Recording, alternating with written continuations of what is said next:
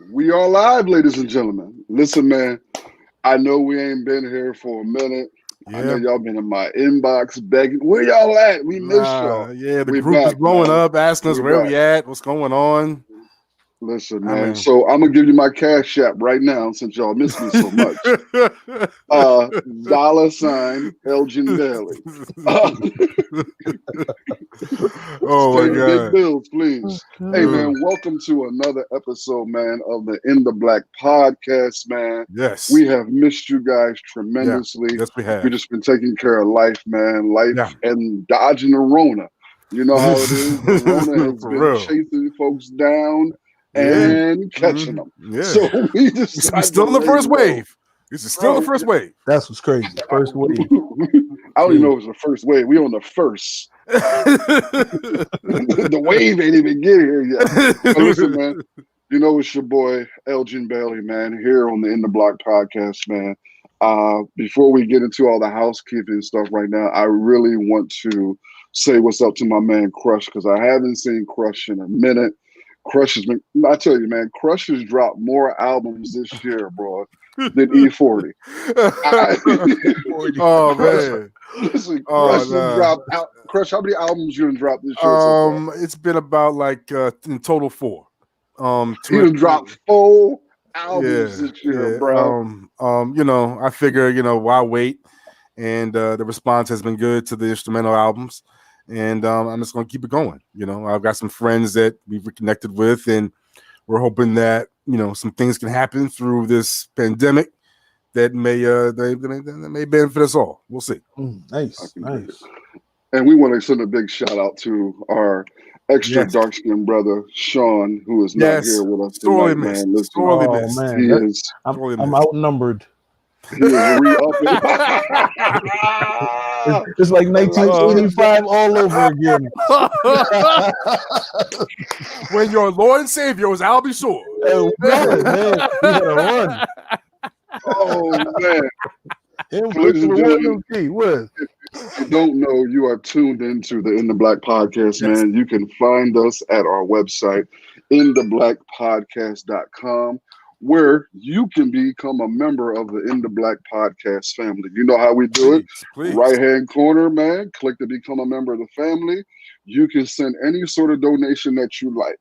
You can send EBT, ABC, CNN, QVC, whatever you got, you go ahead and send Telegraph it. And by the way, Sean wanted to let you guys know that his OnlyFans account has been shut down.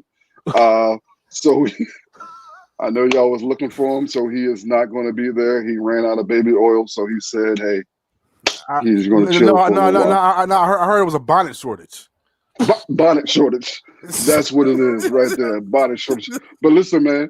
We got a special guest for y'all tonight, bro. Listen, I've been trying to get this brother on for so long, bro. He has been dodging this joint for a minute. I got this brother, man, and I'm not even going to do this. See, this is one of them guests, man, where you don't want to even do the introduction for them because they're so unique and special. You want them to introduce themselves. But this brother needs no introduction. He needs zero introduction. And guess what? He's not getting one. He's going to What are you doing? All right, well, we got my man, Rashad Grove. Rashad, you do all the work, man. Tell us who you are, man. We already said your name, what you do, what you don't do. Oh, man. And then we just going to get with the shits. Please. Well, man, I'm Rashad Grove. I'm being harassed on this podcast already. I'm honored. Well, I am a pastor, First Baptist Church of Wayne, in the suburbs of Pennsylvania, out there on the main line. And I'm a writer, cultural critic, talk a lot of trash, all around good dude. The last couple of things. That's the rumor, right? On that last one, it depends who you rumor. talk to. It depends who you talk to. Let's be honest. But what we're not going to do is we're not going to let you downplay some of your accomplishments, man. Indeed, no. Particularly the writing component, man. Oh. Please share with the listeners, man, some of your writing, man, where you've written that. Because one of the things I enjoy about you is, and you know, I'm a no cap kind of dude, is the fact that you are such a phenomenal writer. So where have some of your pieces been, man? Wow, it's very kind. I wrote for BET. I was doing TV and film, Billboard, MTV, OK Player, You Discover Music, History Channel, Philadelphia Inquirer. This is just a few off the top. High Snobiety, covering music, film, politics, religion, all kinds of stuff. But my wheelhouse is and sports as well, sports, music, and TV and film. Good. And we're going to get a chance to touch in all that, man, when we do our rapid fire, bruh. Hot seat segment already where we throw out a subject and the first thing that pops to your mind, you shit it out, bro. So I can't wait. I got my Birdman hands. Bro, listen, I'm ready. I done set him up already. I can't wait. What happened to that boy hands?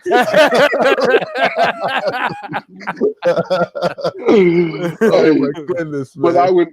But let's go ahead and dig in, man, with the topics for this week. I don't think there's a bigger story than the one we're about to discuss right here. I think this story has shattered the timeline, very much reminiscent like when 44 got into office. Yeah. This has had that sort of impact, the ramifications, the outrage even.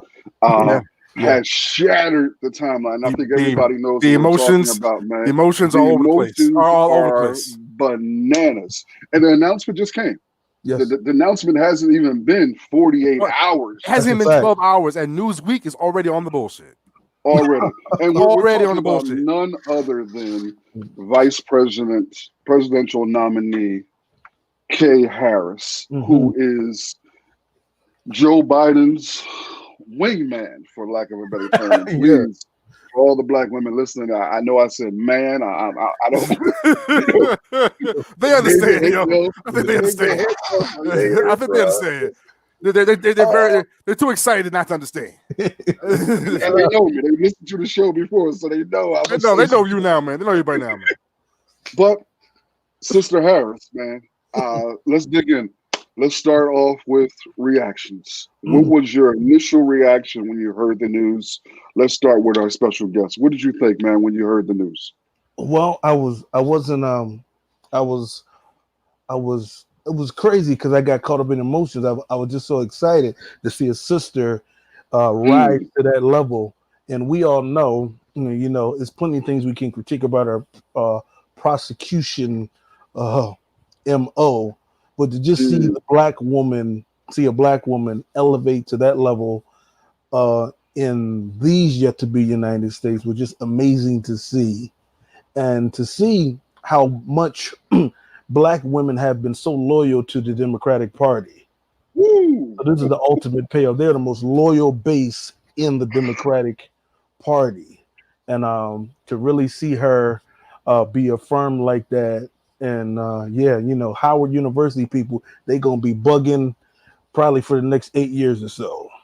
They needed to win. But to y'all's point, man, I wasn't, because I have two black girls and I made them watch it with me. Because I wanted my youngest daughter to see that, because my oldest daughter remembers Barack. And it's funny, I felt those same feelings and energy. I said, man, I got to go out and sign some people up to vote. You got to get it. You better. Yeah. Then I sat back on the couch. But 08, I was out there, though. You know, it's 2020, though, right, Brad? Do the math real quick. I was a younger man. man. Yeah, he still did his thing, though. But I couldn't believe the energy I felt and the excitement level, which I've been mad pessimistic about politics and all that. I always have low expectations of our government. How long do you think that enthusiasm is going to last? Man, if Biden is banking on to November. Good luck. I believe what did you think, bro? That's the reason why he stretched it out so long as he can to try to. He ain't had no choice. That capital. Yeah. He needed that boost, that motivation, man, to try to particularly get black folks behind him after some of the slick, stupid that he's said here recently. Crush, what was your initial thoughts, bro? Well, I mean, to be honest, my wife and I have had discussions about which direction Biden could go, and we had several different candidates in mind that I'm sure we had all heard about over time. About a good 4 or 5, I believe. Yeah. Even more. I think even more. But when Miss Harris was selected, there was definitely a good feeling. I definitely felt good about it. If it was a feeling that there is some sense of progress there, at least a step in the right direction. I mean, none of us are ignorant of her career as a prosecutor. We're gonna discuss that. But I feel like this is something that the Biden campaign and Biden himself probably have had. They probably could wrestle with this already, as a part of their own decision. Sure. And I think it came down to who was going to be most effective and who has the most experience, who has the most necessary experience to fill this role. Yes. And I have to say, out of all the candidates, it had to come down to Ms. Harris. Yeah. Now, also, I'm taking another level of personal pride seeing the sister as a person of Caribbean descent. Because that last name gave it away for me from day one. I know a million Harrises. So Kamala Harris. So Kamala Harris was not unfamiliar to me. Harris is like Groves, bro. They everywhere. Everywhere. So I mean, I definitely took pride in that. Yes. And I will say that it was hard not to notice some of the other things that happened with Miss Harris in the wake of her her presidential election bid. There are some rather unique features to her current standing. In particular contrast to everyone in the field, this woman has a hive on Twitter. I mean, I know I'm getting a little off topic, but this is all. No, you're fine. These are all things that really added up to me. If the energy felt good, but it felt different too. I'm like, this is a different kind of energy here, because we're wrestling with someone who is, not as squeaky clean, quote unquote, as Barack appeared to be when he entered the race at the time that he did. But I think I predict that we're going to be dealing with a level of honesty, or at least perceived honesty and candidness from Ms. Harris and the whole Biden campaign, if and when they win. I think she will definitely confront that whole 2004 2010 period. That there's no way she's going to avoid it, and I think that's part of the reason why. You know what I'm saying?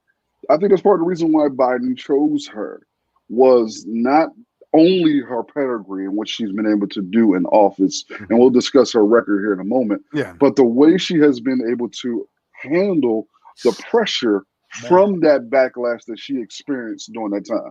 When you have literally no pressure, the overwhelming majority of black folks turning on you with the level of vitriol that we have not seen going towards a black woman in a very long time, the way she navigated that, I think he needed someone like her to be on his team to be able to handle the pressure that he's going to bring. From the stupid shit. We call that woman the cops, yo. She's a thick skin. In contrast, how Biden has been just insanely gaffing, and how when you said she's his wing woman, she's also going to be the mouthpiece. She better. You know what? She's going to be the editor. Because we all know the soul. Brother, that the soul of writing is in editing. All of us. You know that, brother. You know that, brother. I'm gonna start crying now thinking about some of them edits. Yeah.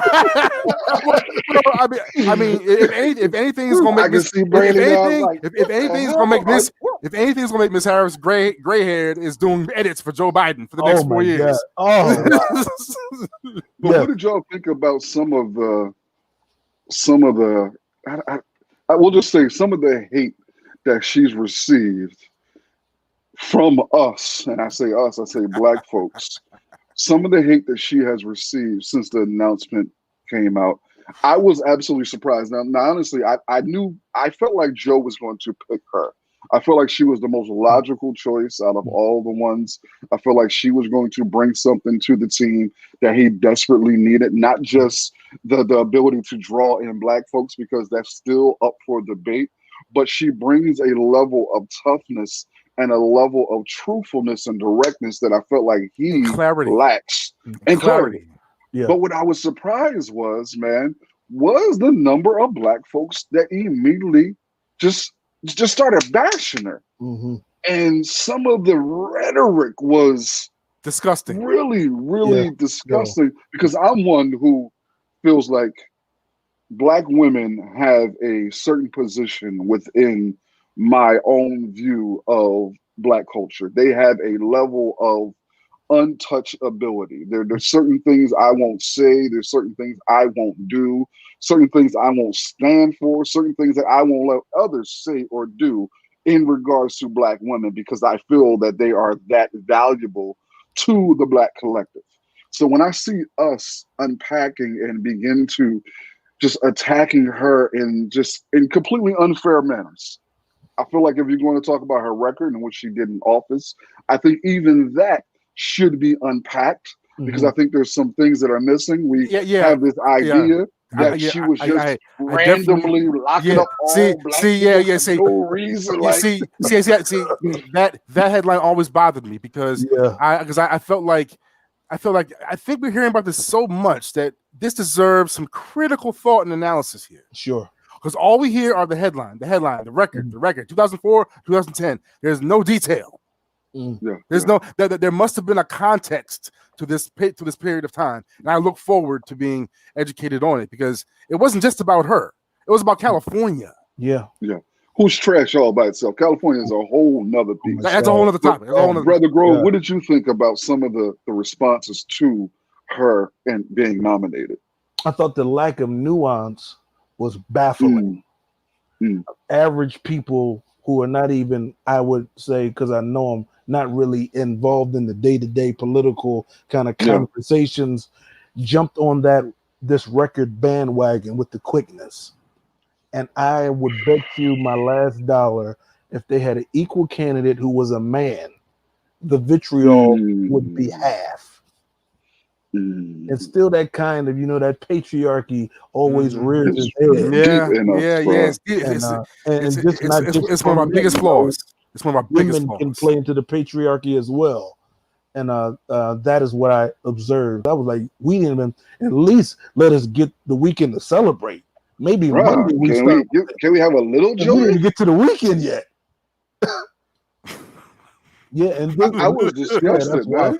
And I guess the thing is, I think we can look at her track record with criminal justice in California. I think that deserves to be analyzed and looked at. I think there's nothing wrong with us doing that component, but I think there's something about us not being able to do that without attacking her personally. Yes. Without calling into question her blackness. Yes. Without saying, all these things. And I'm like, hold on, time out. Let's look at her responsibility as her role that she was in California. What was her job? What was she required to do? What was the mandate? Job? What was the mandate what she had to do? Yeah, what was her mandate in January? I think this idea that once we get into a position at a job that we just supposed to be black and we ain't supposed to perform our jobs no more. Yeah. Like, what was she supposed to do in that position? And then look at what she was supposed to do to what she did. And then let's have a critical conversation about those things. How do we go forward with addressing her as the vice presidential nominee? What do we do? How do we navigate this? Because social media is still on fire about her being selected. What are some of the things that we can do in this moment?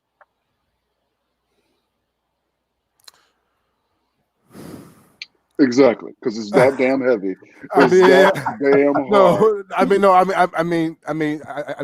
mean to cut anybody off if anybody's about to speak, but because the reactions from my own people have been so blindingly short-sighted, and so it to me from afar it looks like one big distraction from the truth. Yeah. We have to get that fool out. Okay? Yeah. We have to get that fool out. This woman's been chosen for a reason. Yeah. Biden's not ignorant of her record, but he chose her for a reason. So we're here now. Yeah. There's no time machine to go back and for y'all to magically do a campaign for Abrams or Rice or there's no unless you have a viable solution that you want to scream about now that you think Biden's going to listen to. Forget about it. We're here. We gotta move. We are on a mission. We're on a mission, and all this disgusting stuff. She's not black and her record and all. I'm like, do you realize that you're giving Trump free marketing and promotion? You're doing it for him. You're doing his job for him. Yeah. Why are you doing it? Why are you doing this for him? Why are you telling me that you would rather have him than a black woman as a vice president? Why are you telling me that? Yeah. And you know what? If I could add something, I just think this is a great opportunity for us to really have a conversation about the diaspora.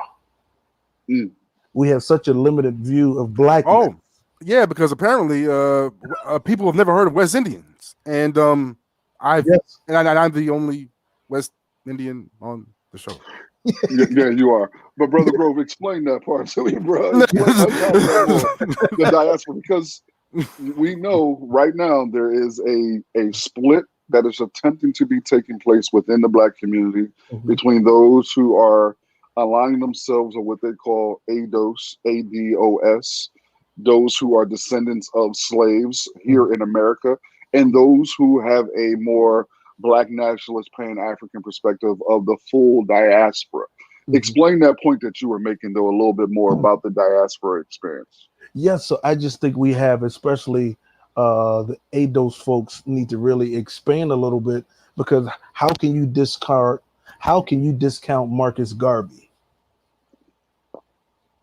Keep going. You go ahead and open that list up. Keep going. I agree.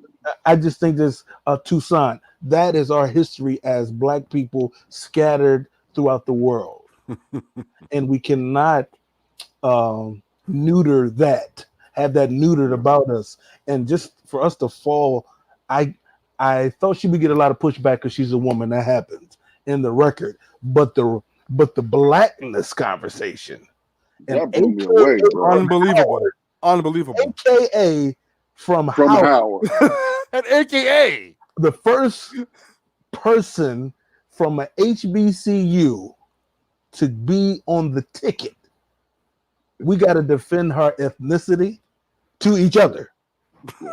That's troubling in so many different ways. The conditioning is so deep. Oh, it's heavy, man. It's always white supremacy when you peel back a layer. But see, that's the thing.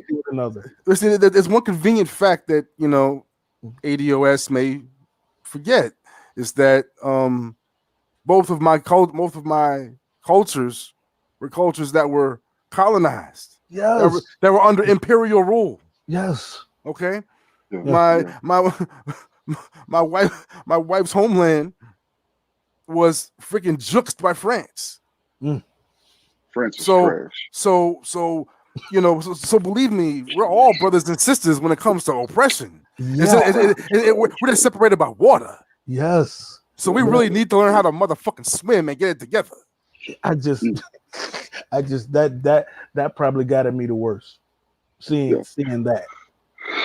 I think that we just need to take some time, man, and chill, and give this a chance to kind of marinate Sure. and give it a chance to see how that first debate goes against Pence. Yes, I'm looking forward And to it. then we can slowly begin to look at the politics, because there's nothing that we can do now about her being there. She's already there. That's nothing to do. What is it? There's nothing you can do about it. We might as well chill, let her do what she's going to do, and then we can make the decision we need. But let's transition a little bit, because I brought Brother Grove here specifically, man, for a number of reasons. And one of the big things that we know is that churches have been shut down due to the Rona. Mm-hmm. Now, we done see some of the clear folk deciding that they're going to open up the church and they're going to have church and they're going to do all types of weird shit in the church. Florida. And then the Rona come through and kick all the ass in the church. Florida. I don't understand, but that's clear. Florida. Clear. They're going to do what they're going to do. John MacArthur, we see you. Goodness gracious. Oh. Bruh. But man, but Brother Grove, Brother Grove, as a pastor, man, tell us how you are doing church, man, during the pandemic. What has changed for you? Why did you feel the need to change? Where are your thoughts at? Where is your heart for the people during the pandemic? Let's talk about you as a pastor during the pandemic, bro. Well, I think it's critical as Black pastors, particularly, that we have a congregational ethic, even for those who are not in our congregation, for our community. So when I saw this pandemic really hitting, I knew we had to make sure that we, even before we made the full transition to be online, that we made sure that I wanted to make sure that they visibly saw me at home taking it serious. Just because there's a reverend on the front of my name, it doesn't exempt me from Rona. And I think I tried to, and we as the leaders of the church, we tried to make that public stance, invisible stance to our community, that congregational and public health is important to us. Pleading the blood and speaking in tongues is all cool, but the Rona has no kind of discriminating factor. And I was so troubled that a lot of my friends who we went to these big Ivy League schools and we speak in this lexicon that nobody understands but us sometimes. And they went right back to we need to have faith to go to the church building. And I just think that we put our people at risk in so many different kinds of ways. So we made a conscious decision, probably for the rest of the year, to shelter in place as a congregation at home, just like how they used to do back in the days before we got buildings. And we watch and everything expanded. When you say everything expanded, what expanded for you? Giving ministry, people, the most important thing, people engaged in watching lessons and studies. I could never get our folks to talk about why we need to talk about mental health and see therapists, but I had almost 3,000 views when we brought a therapist in to speak to us during these times. I could never get them on Sunday morning. Let's have some grits and eggs and talk about our therapy issues. Wow. But they was tuning in at home, and that taught us to really watch those trends, that's where the world was. We've been missing it, but really where the world is heading. So it sounds like you're having an even more one-on-one connection. Unbelievable. We feel I even more so than before. I never felt this connected with my folks in 7 years since March. Interesting. And I watch people who never speak. Now they're on the prayer line every morning, talking and sharing, and really thankful that we're not in church. Right. Thankful that we're not forcing them to be gathering when the science, God and science is not always antithetical. Now, God and science and preachers, science and presidents, that's another story. But I have to wonder, did with members of your congregation who seem to open up more this way, did it make you wonder why they would seem almost introverted in church? Yeah, and here's what I came away with. There's a idolization of the church building. It doesn't matter how big it is or how small it is. The church building becomes an idol. Some people only think I can experience God's presence in a building or can accept communion when somebody comes with white gloves. This moment, we had to reorient and recalibrate ourselves to really, when I grew up in church, they used to say, we don't come for form or fashion, all that foolishness. Yes, we did. Yeah. The best dressed people got the best seats, yada, yada, yada. Right. But in this season, in our church and a lot of other churches of my colleagues, we're really trying to send a message that you are the way to connect with God. I mean, church sounds like a safe space now. Yes. Versus an idolized building. Not watching Pastor Grove come with his bow tie. It's just you, man. Yeah. I've watched quite a bit of preachers on Sunday morning have service because I get up early, I have my coffee, and I'm looking for something to entertain me for a couple hours. I'm just committing back. A lot of content out there. So it's a lot of content, and it's a whole lot of trash ministries out there. When I say trash ministries, I'm not saying it just from the standpoint of their teaching. I'm saying their technology is clear that they have not adjusted over the time, that they weren't familiar. Because remember, Zoom was something that people knew about in the corporate setting. Yes. It wasn't something that we knew about as dominant as it is now. So there was a lot of people who were unfamiliar with it. So there was a lot of shaky ministries. Then you had the bad technology, but then you had the bad messages. I mean, just absolutely horrendous messages. And when I say horrendous, this is what I mean specifically. They lacked a holistic approach to the people who are watching. It remained in that single lane of being squarely focused on the spiritual being, where you got folks who are essential workers ducking and dodging the Rona, trying to get to work to just make a living wage, and you worried about me not being on the live. Bruh, I'm trying to stay alive. Can we? So I struggle with that. Just preach the common sense. But we have a question for the pastor, though. Oh, yes, we do. Oh, bro, we get questions here too, man. Oh, no, I'm scared. Pastor, what did you think about the WAP video? Right? No, that's not the question, bro. That is not the question. That ain't the question. The question is, L, Pastor. 2 thumbs up. L. Bro, I'm writing all this down for Sayon. I'm writing all this down for Sayon. The question is, Pastor, do you find any pressure to get involved with political discussions? Do you find any pressure to get involved with political discussions? If not, how do you separate yourself from it? Well, I'm really come from the Black liberation ethos when it comes to how I see the world.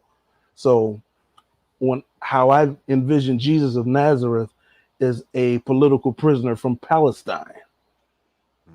And I see everything through that lens. So I have to, my issue is really trying to tone it down to make everything more palatable. So because in our churches, we have the forums, I could never run for office because I can't have my record exposed. But that's a whole nother podcast. That's a whole other podcast, bro. That's but I believe a black minister, a black pastor, if there's a black rabbi, black imams, we do our people a disservice with an apolitical disposition. The black church, black religion in America in and of itself is an act of political resistance in America. Very, very good. All right, so let's go ahead and switch gears. We're gonna come back to the Brother Grove. Phil, your topic, bro. What was your topic for this week? It was a great one about the clears and at it again, bro. Well, there has been a rather interesting, when I first heard about this news, actually I heard about this news some time ago because this has been going on for some time and it's still going on right now. Apparently, one of the largest demonstrations for Black Lives Matter has been demonstrating in Portland, Oregon. And I mean, we're talking 56 nights of protests with largely white protesters. Talking about this is not a riot, it's a revolution. Mello got him organized out there, don't he? Mello went out there and organized the whole city.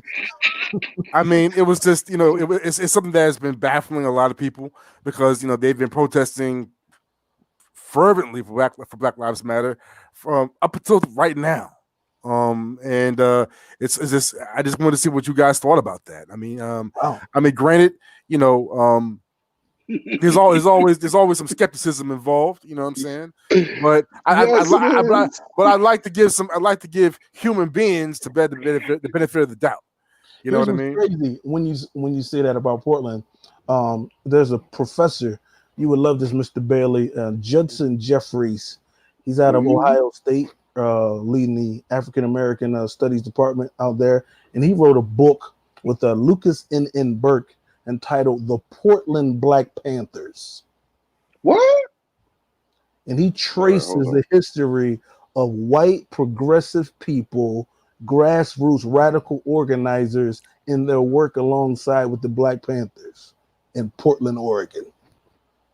So there's a history DNA out there that's open to, in the Northwest, almost the South, but the Northwest has always been way more progressive than a lot of other regions in the country. More free thinkers, gnomes as they're called. So they're more not the guard gnomes. Not the guard gnomes.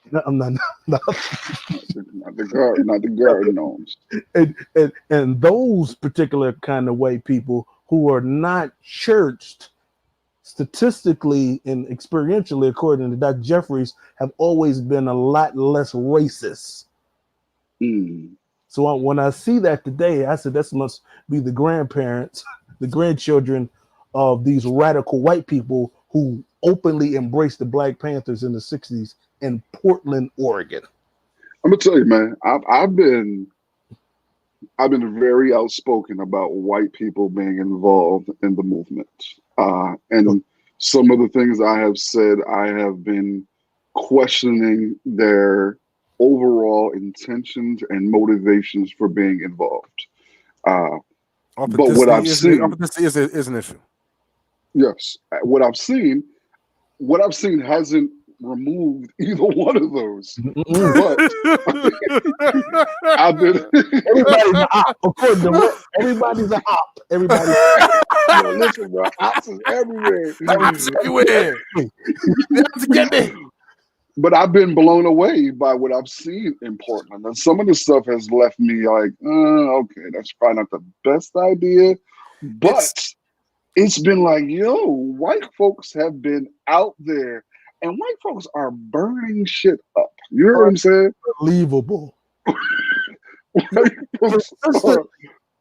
I mean, I didn't know. I didn't know how to feel. I was just like, wow, like thanks. But at the same time, there's a lot of arguments now that this feels like a spectacle.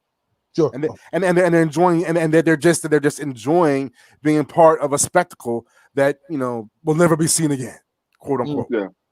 And like the sister said, white people play both sides of the chessboard. Yeah. They have the ability to do that. And I think what I would advise Black folks to do in this situation is let white folks burn shit up. If they want to burn, if they want to do all those things, allow them to do that, and you stand back, organize and mobilize in the background. Because I don't say don't get involved. I just simply say we cannot afford to put ourselves in those particular positions, because when they arrest us, that's it. We staying. That's it. We dying. We dying. When they arrest Becky and Ty, they probably gonna go to the crib later on. Yeah. But I begin to wonder if these segments of people in Portland are embracing this sentiment that the only people that can truly grapple with racism in America are white people themselves. Because that's been started it. Yeah, that's been a sentiment that's been rolled out since Mr. Floyd's death. You know what I'm saying? A very common sense thing, but apparently we know how far common sense goes in this country. So sometimes common sense takes about a good couple of decades to sink in. So this bit of common sense finally rolls out, and I feel like it's just exploded in Portland. Yeah. They want to take all over the world. They want to take responsibility for racism in their culture, in the culture that they constructed for the sake of economic superiority. Facts.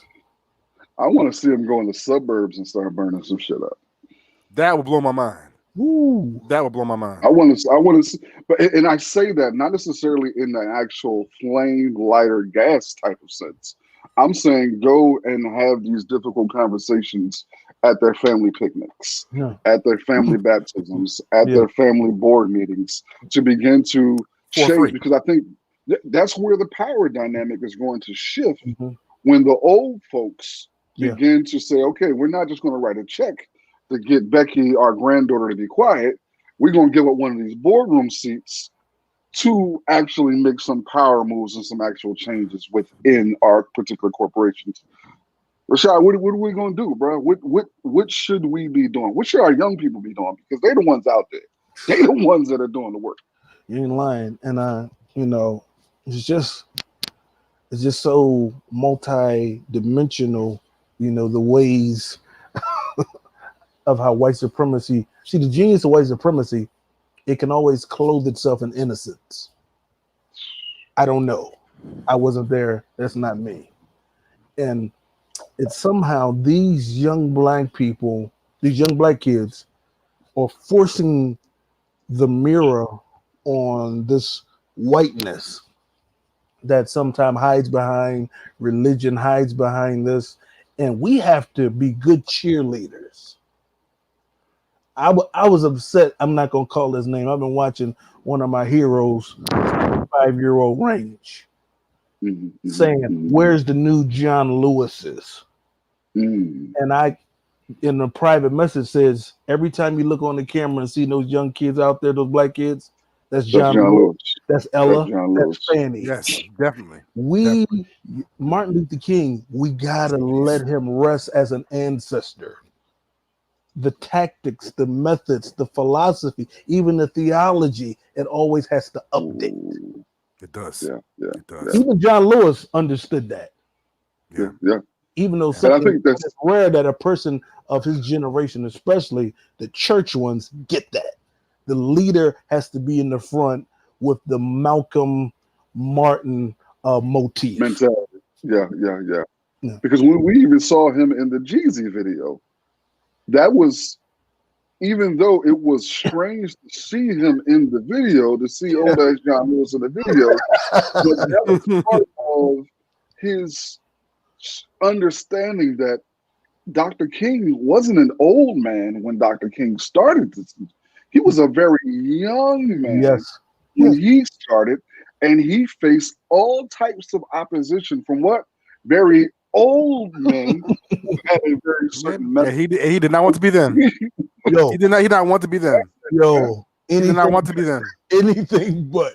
Yeah, he did not want to be someone stuck in the past. He was like, he wanted to be part of the future and to push that future forward. And the same advice he was given when we get that age we give: dress better, get out the streets, wait. And he was against all of that. And what we often miss, even when they didn't agree ideologically, he would never denounce Stokely Carmichael. You can't find that on record. Not publicly. No. That's Not the publicly. kind of, but we get our chance on the mic and can't wait to denounce these.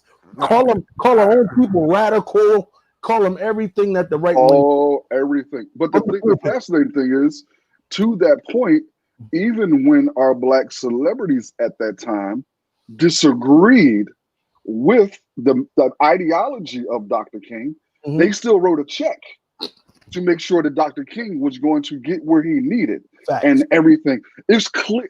It's on record that a number of our prominent, famous black celebrities did not align themselves with Dr. King's methodology. But anything Dr. King needed to get his people from one place to another, they would go do a show and write a check. That's a fact. For Dr. King to get there. But something about this current, it's a whole different type of ideology. And like the sister Kim Jones just said, they stayed on code because they were able to identify who and what the enemy was. Yep.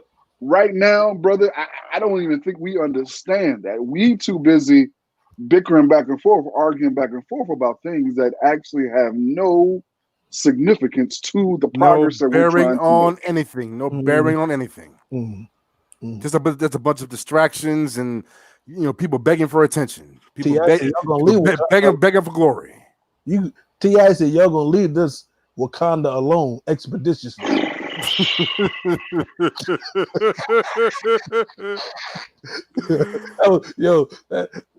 I might have shed a tear when I seen him do that.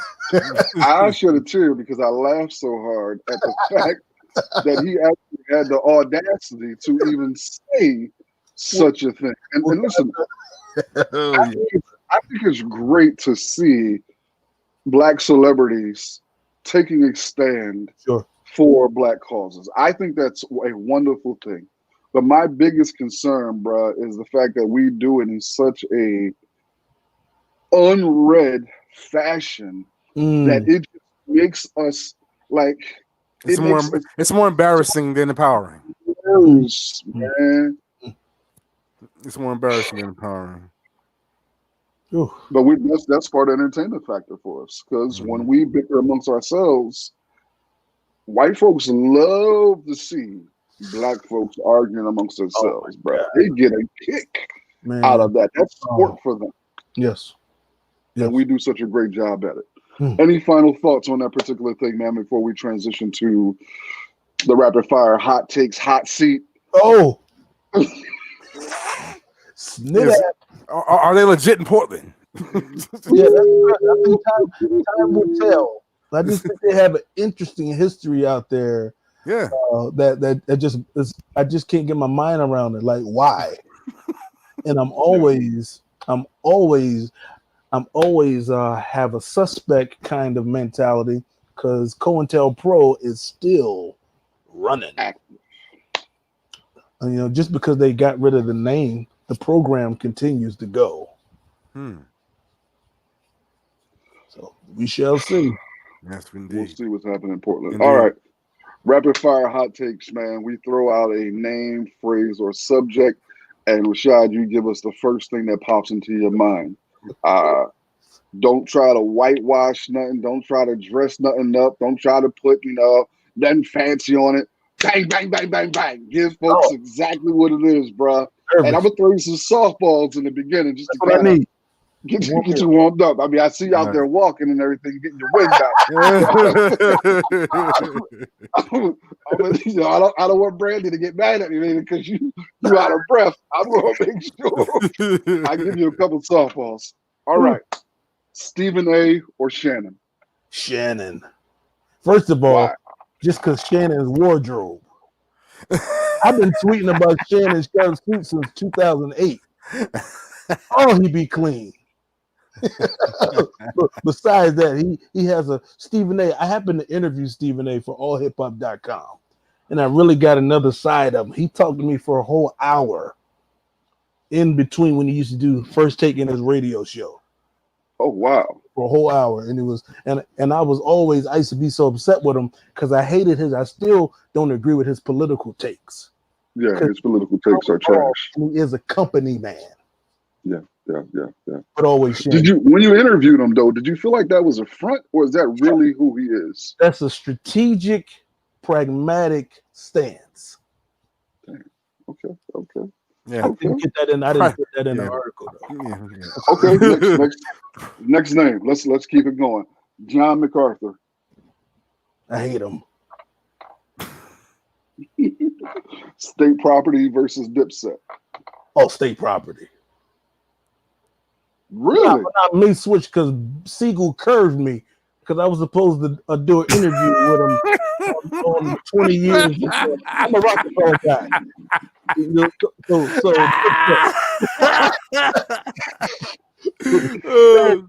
My man said he going to switch up because Siegel curved it. So sometimes it don't work out. You can't interview people. I want to do.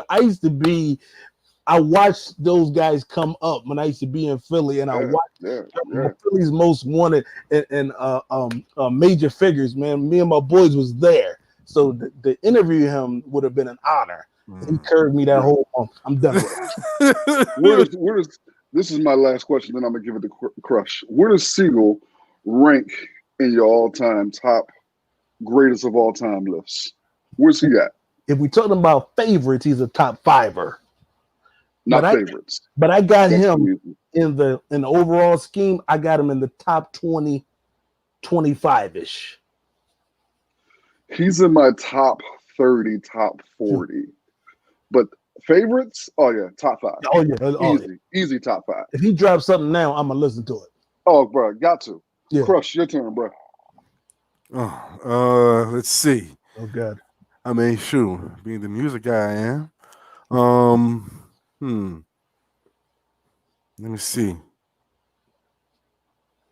Madlib or Dilla? This is a lose-lose. I know. Yo, you talking about Kamala has a hive. Dilla got a hive. Bro, that hive is wrong. Man. I'm gonna go Mad Lib. Why? Because he's still working? Why? He's still working. I mean, I hate to be harsh. Yo, the stuff he's doing with Freddie Gray. Freddie Gibbs, yeah, he's awesome. Freddie Gibbs, buddy. And I like how he samples soul. Yeah. Awesome. Now, sorry to the J Dilla, is high. Yeah, listen, man. We're gonna give your email address out and all that. We're gonna come for you. The arguments they make for Dilla is amazing. It's insane, man. I mean, Drez is the whole record. I always think, like, is it because he's no longer with us that we want to give him all this praise? Like, he was dope, but he was dope. But he was that dope. Yeah, the thing is, I can tell you what it is. Well, I'm sorry, I didn't mean to cut you off, bro. No, please. No, it was the body of work that he was accumulating up until that point, and the stuff the stuff that had yet to come, that was on the horizon. That he was on the cusp of a tremendous breakthrough in his career. Oh, he sounds just like them. You know what I'm saying? He was on. He was. No, I am a Dilla head. I'm not gonna lie. Just like a Robert Look. When I heard this man's tapes in Brooklyn, I was ready to throw my shit out the window. You know what I'm saying? So I understand why cats feel the way that they did. It's the people he worked with, the timing, the whole atmosphere, the setting. It was a lot of things were just in alignment around that dude around that time. You know what I mean? That just wasn't in alignment for other people. You know what I mean? I mean, who else had what's those cats from New Kids on the Block knocking on his door for beats in Detroit? What the fuck is that? You know what I'm saying? So knocking on doors in Detroit is usually Mormons or Jehovah's Witnesses. Not new kids on the fucking block. About it, bro. That's a tough one because you're gonna lose either way with the Mad Lib versus. Yeah. Now you know why I can't vote for Dilla, because how he took A Tribe Called Quest in a different direction. You talking about Love Movement album? Beat Rhymes and Life. That one. When they would start making it, I love the Love Movement, but that Beats Rhymes and Life, it was like Tribe Called Quest light. Wait, no, brother. Look, the love movement was an extra level of ass. Now, come on now. The love movement was truly ass, yo. I'm like a Tribe Called Quest stan. Beats, Rhymes, and Life had a certain. I mean, Fife ripped that shit though. He was hot, but it didn't. They don't have one track on there that blew my mind. Like when I was a kid and I heard Electric Relaxation. Pick me up off the ground. Like it was cool. I'm stressed out. Yeah, I get with the church bop. Oh man, I apologize if I offended any of Jay Dilla's hive. Listen, man, I'm giving out your email, so I didn't worry about it. The donut hive is no joke. All right, man. WAP. What was it? WAP. WAP. Listen. What Come more on, could you ask for? I don't know The what that problem is with y'all. Y'all don't know Here how we to. Y'all don't know how to receive a blessing when God gives you that. And her, it was a blessing. Oh, yes, and the ratings go through the roof. What bothers me the most is the analysis that says how nasty it was. But that shows they don't know hip hop, man. But we couldn't wait to sing the Whisper song. Bruh, you remember some of Biggie's lyrics, bruh. Look. We can just go with the dudes first. Look, check it out. I mean, I'm a hip hop head to the core. So I dig the crates deep. Yes. There are unreleased records by some of your favorite rappers that are so, oh my God, like I know the label heard these and was like, brother, what zone were you on? You cannot be talking about women like this on a record. Yes. I mean, it wasn't even like they were violent. They were just really Slick Rick. Like Busta Rhymes. Busta Rhymes has one of the most nastiest songs over a Day Dilla beat you will ever hear in your life. And that's the difference. One of the nastiest. And I think it's a difference. I think Cardi and Megan are celebrating and talking about pleasure. Which is different. There's a difference in being Biggie could be vile. Biggie on a parental with the parental advisory sticker, still they had to bleep stuff out. When you listen to Give Me the Loot, I didn't give her Give me the loot, bro. Yeah, dependent. Yeah. Yo, dependent. I said, I'm a club head, so I've been dancing the Luke for years.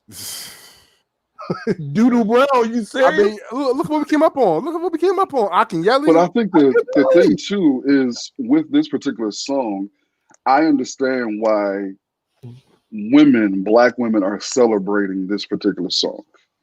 Because for once, it's not just glorifying sex. It is actually telling men who are listening, in order for you to get this good thing here, this is how good you got to be in order to get that. And I think that's a far cry compared to what we used to hearing when it comes to women rapping about sex and hip hop. It's not just a bop, it's a lecture. And see, it's a thing, like it's one that's focused on them and not the man, and that's what a lot of dudes can't handle. Always, when you take us out of it, we gonna have a problem with it. Listen, especially when it comes to sex, bro. High dollar sign on that hook. Oh my God, bro. Listen, any male voice of at all, it would have been a completely different set of, but we feel like we were being attacked. Attacked by some WAP? Attacked by some WAP? What is going on? What dude doesn't want to be attacked by some WAP? Why are you mad? Looking at dudes like, you mad about this? I'm like, where's the anger coming from? You didn't see the split. You didn't see the split. No, you didn't see split number. No, you didn't see split number 3. That's true. And then split number 5. But the only issue I had with the whole video was when, bro, listen, I don't know what the intention was. I don't know what the idea was behind allowing her to walk. Not only was she in the middle of the video, she had a long piece in that video. I was like, why is the clears up in this joint? Why? Like she let her drop 16. Yes. I was like, is she about to rap? That's what they had to build up, but I was like, shock factor. Shock factor. So much, I didn't even know who she was at first. It's a shock value. It's a shock value. I was like, I know it's one of them. What is it? Which one? Which one? Because of the plastic that they got to get, on the facial situation. I don't know who this one is. Is this Carl? And you know what's ironic? There was a cameo of another girl in there, of a singer that I didn't recognize, but it was apparently of one of the most promising up and coming R&B singers out of the South right now. And I had no idea it was her. Normani. Oh, Yeah, apparently Normani had a Normani. slick cameo that was actually not too over the top. Yes, but I wouldn't even know. Mm-mm. But apparently, listen, man. I don't like Meg's rapping, man. I think Meg's raps is trash, bro. This is my favorite. These verses of her on this one has been my favorite. Hey, bro, that's not saying much. I mean, I mean, y'all like her? What is it? I mean, check this out. Oh, it's that? Okay, all right. Brad said she couldn't make it. Now, what's that again? Brad said he couldn't make it. She couldn't get. Oh my god! Yo, she couldn't get on the flight because of COVID. You know what I'm saying? You know that's been unfair. Now, to be fair to Megan, I've actually heard her do some pretty decent bars in different appearances. You know what I'm saying? Really? But yeah, I have. I actually have. I was like, damn, she can kind of get down for real when she wants to get down. This song is for commercial consumption. Yes. I could tell that in the way she was writing it. Oh yeah, you know what I'm saying? I'm like, because like they're gonna be able to play that on the radio though. How do you play that on the radio? Because the radio is different now. Satellite radio and TikTok or what? Oh, okay, satellite radio. But you ain't playing that on Power 99 or you know what I mean? Not like yes, they are. How? They better. The edit is still mad racy. Yeah, the edit doesn't help much. They don't have to edit it again. Hot 97. Look, that thing on a loop out here. Look. I remember cats on the radio that would get edits of songs. They didn't have to edit again. Yep. And this is going to be that case.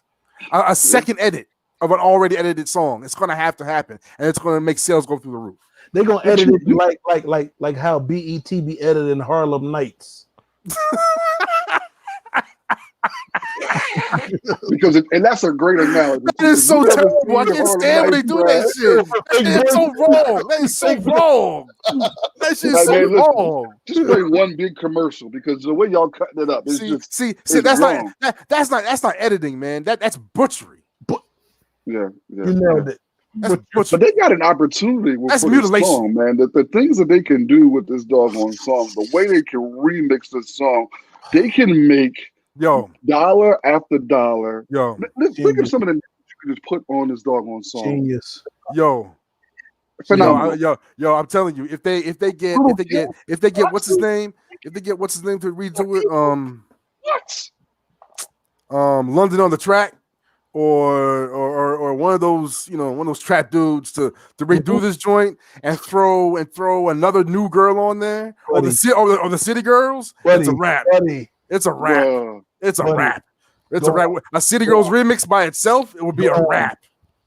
Because folks talk about rap. If you've ever seen a City Girls video, son, hold my pearls.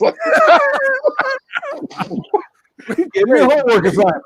Wait a minute. Young ladies, what in the world? Is there something that will even make Elle blush a little bit? No, we ain't doing that. That's just for the podcast. That's just for the podcast. You know, I got an image of hold here. I don't know. Where's your copy of that City Girls album? Where's your copy? But ladies and gentlemen, this has been the In the Black podcast, man. Yeah. I thank you guys for tuning in. Before we leave, I want to offer the good brother, our special guest, Rashad, the opportunity, man, to drop thoughts, wisdom, man, anything you would like to say to the people, man. And then once you're done with that, please follow up and let people know where they can find you, where they can follow you. And please. Not to be biased, I am someone who he's probably the only preacher that I pay attention to now. It's legitimately authentic. I've had conversations offline with him, man, and it's been really, really dope He has emulated what I believe a black pastor should be.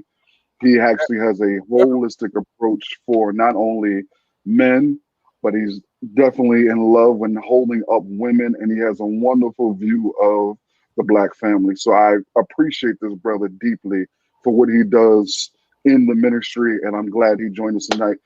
Before he starts tearing up and his head gets any bigger with my praise, the floor is yours, brother. Yo, what an honor to come talk to y'all, man. It was an honor. You guys are doing what we need to, what black media is supposed to do: inform and be intelligent.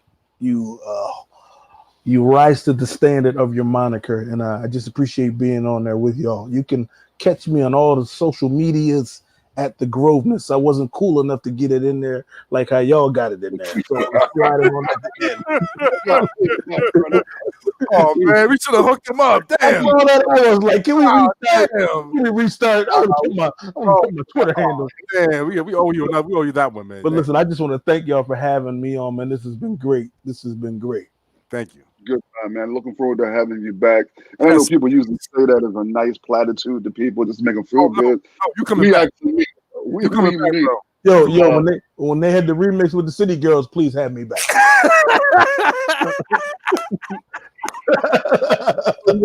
Next weekend, that's coming this weekend, bro.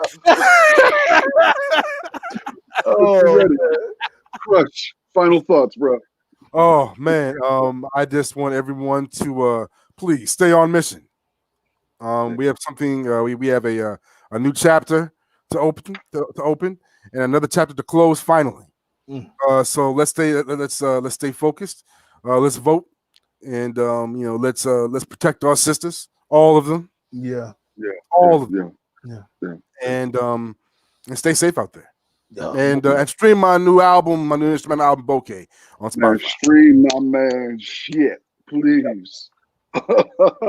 Hey man, for me, I am deeply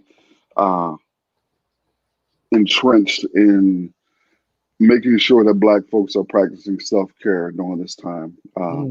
It's not just simply the Rona that we are dashing and dipping and dodging. It is racialized trauma that we've experienced by taking things in by the things we've watched. It's the media giving us so much propaganda that it's difficult for us to navigate through what is real and what is fake. I think it is important and crucial for us to take some time away from social media and do something fun, man. Laugh at something outside of TikTok.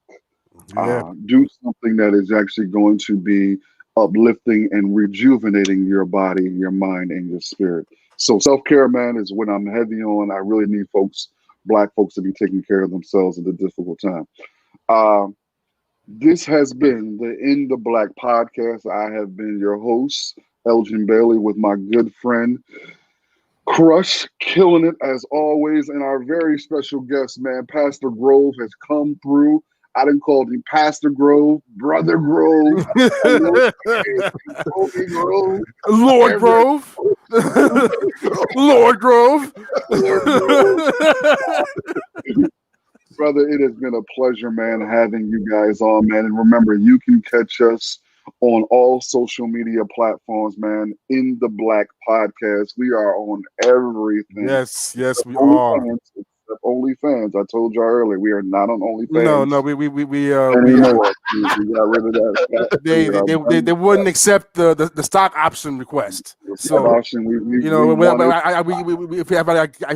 I can't get a percentage, we gonna swing. We gonna need the blame. The moniker was. But man, find us, subscribe to us, like us, share us. Until next time, man. We are the In the Black podcast. We are informed, intelligent, and in the black. Peace. So next time, folks, we out. Peace.